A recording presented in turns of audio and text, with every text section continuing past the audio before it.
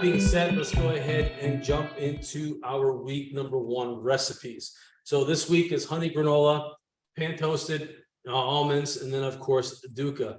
I already had the question come up, Chef. I am allergic to this. If you do have an allergy, okay, please just contact your chef.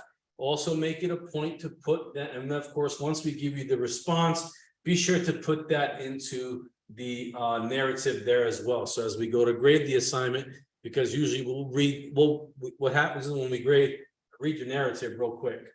Okay, and then then I have an understanding where you're going, and then I look at the pictures, and then I come back and give you the assessment, of what we're doing. So be sure to put those in your notes. All right, we're making granola, right? Granola has been around for a long time. All right, so what we're using for this is you want, as you start to get everything together, right, you want to preheat your oven at 325. That 325 is important to understand because 325 degrees is where caramelization starts. Okay, that is when sugars will start to caramelize, right, where we get that nice GVD. So you want to keep it at 325. So you want to be able to ensure that you're keeping an eye on the product while it's cooking as well. So 2 cups of rolled oats. So this is oatmeal that has been cooked, pressed, and dried, right? Doesn't take that much to bring this back. Okay, 1/4 cup of brown sugar, 1/4 teaspoon of ground cinnamon, 1/4 cup of golden raisins. The golden raisins are optional. If you have regular raisins, that's okay as well. 1/3 cups of almonds chopped and toasted. For this one, you want to make sure that when you show your mise en place, you're showing your mise en place measured and everything here. And then, of course, 4 tablespoons of butter, right, and 4 tablespoons of honey. So what we're going to be doing for this one, you have the oven preheated. In a bowl, you're going to combine the oats, sugar, cinnamon, and raisins and almonds. This is your dry. Okay, in a saucepan, we'll cover the photos requirements here momentarily as well. In a saucepan, you are going to take your butter and also your honey, and you're going to basically warm that up just to melt the butter. And then, of course, you're going to pour that honey flavored, butter, the fat and the sweetness. You're going to pour that over the dry mix. You're going to incorporate that till it's mixed thoroughly. And then, of course, you're going to lay it down on a sheet pan and you're going to let that bake. Now, make sure that while you are baking this, that you are checking on it. I'll let it go for the first 7 minutes. After that, I'm going to pop the oven door open, stir it up a little bit, turn the pan around, put it back in. And then once it gets to that nice golden brown, it may take 25 to 30 minutes, depending on your oven, right? You want to cool it to room temperature. And then, of course, send us a nice little presentation on that. If you have, it's a regular oven at 325 degrees to answer your questions.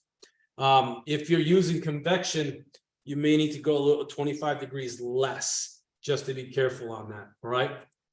Pan toasted nuts. You need a cup of almonds on this one, right? Chopped. So to this, you're going to add your almonds. The key thing here is to add it to a cold saute pan. All right, so you're going to turn the heat on to medium high, and you're going to stand there and keep rolling at that. Okay, keep moving them in the pan. Cold pan, cold almonds, and they are going to slowly warm up. They contain oils, so we want to keep moving them so those oils heat up, and because you're going to start moving a lot of heat in here towards the almonds themselves. Now, if you chop your almonds, okay, key thing here is if you chop them, I usually put mine into like a colander, and I strain off all those little tiny pieces so I don't put them in the pan, because those little tiny pieces that are left in there from cutting are usually the ones that end up burning. All right, so once you get these into the pan, turn it to medium high heat. You're going to keep moving this. It's not something you're going to put down on the stove and then walk away from. Got to keep an eye on it. And then, of course, I would have a half sheet pan or some kind of a pan next to me. Once I feel that they're done, right, they're nice and fragrant, they're not burned, right, you're going to basically put them on a parchment lined sheet pan, and then, of course, they're ready to go. If you're going to store them, airtight container for up to a month. All right, and then, of course, comes the Duca. All right, Duca is absolutely fantastic, something to make and also utilize as well, right? 1 cup of 1 cup of nuts in general. So it could be almonds, could be peanuts, could be walnuts, could be hazelnuts, or a combination of. Okay, work with what you have. 2 tablespoons of white and or black sesame seeds. If you can't find one and you have the other one, that's okay as well. All right, 1 tablespoon of coriander. Okay, you could have seeds or ground coriander or ground.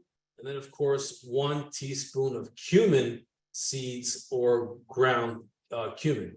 All right, now mise en place for this, mise en place with everything. Chef and I like to see everything portioned out into the cup, and that way you can go.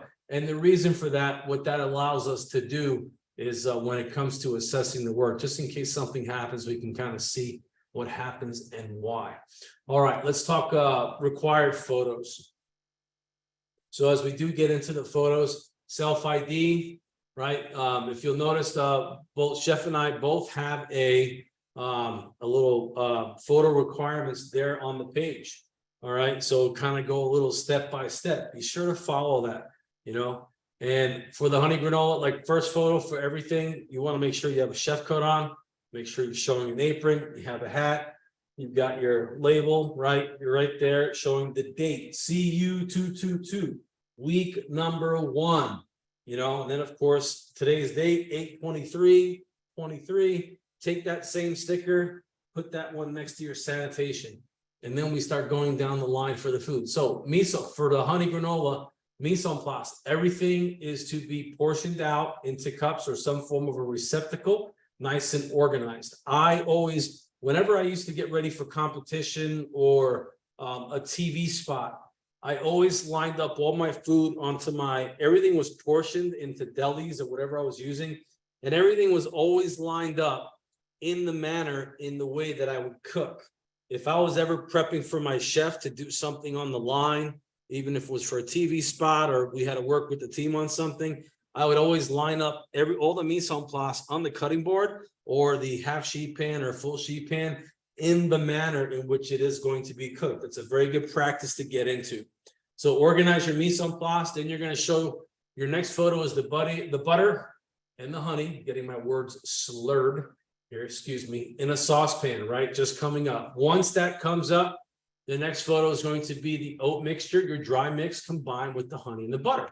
You're going to have to sit there and work that a little bit just to make sure it's all incorporated. Next is you're going to have your raw oat, granola mixture, okay, on the sheet pan, nice and flat. And then, of course, you're going to show your product finished after it's been baking. And then, of course, it's always a good way to, another thing, to the finished product. Love it when you guys show me your plate. How would you actually be selling this? Could be a nice bowl, little granola, and some yogurt inside of it, a little sprinkle of granola, a few berries, or maybe some ice cream with some granola on it, depending on your flavor profile. You know, definitely show us off how you would actually use it. Pan toasted almonds, 3 photos. Mise en place, it's pretty straightforward, right? Almonds in the pan toasting, and then of course, showing the almonds toasted, show them on the sheet pan, right? This is where we're gonna start evaluating what those almonds look like on the outside, maybe break a couple of pieces so we can see the insides of them as well. And then of course, the dukkha, everything portioned out, right? So the key thing for the dukkha, if you have whole spices, great. If you have ground spices, that's okay. Sometimes you may have a combination of whole spices and ground. I would actually toast those separately because one's ground and one's actually in a whole form, right? But you want to show your spices toasting. Number 1, that's probably like, pardon me, one of the best parts of making dukkha is that point right there. And then of course, you want to show the nuts that you're using, the peanuts or the almonds or walnuts, right? You want to show them toasting in the pan. And then of course, everything is going to go into a food processor, a blender. If you're going to go in a blender, do the dry spices first. And then you're going to have to pulse in the nuts that you're using for that. And then you have, or a mortar and pestle, which I love, you know. Now, the key thing when working the dukkha, you want to make sure that everything is cooled before you put it through the processing stage. And the reason for that is the spices themselves and also the nuts that you're using. If they're warm, those oils are ready to just release. And then if they're too warm and it purees, you'll basically start ending up with some form of a peanut butter. So let them cool down all the way through. The second stage of that is once they're fully cool, you get them into a food processor.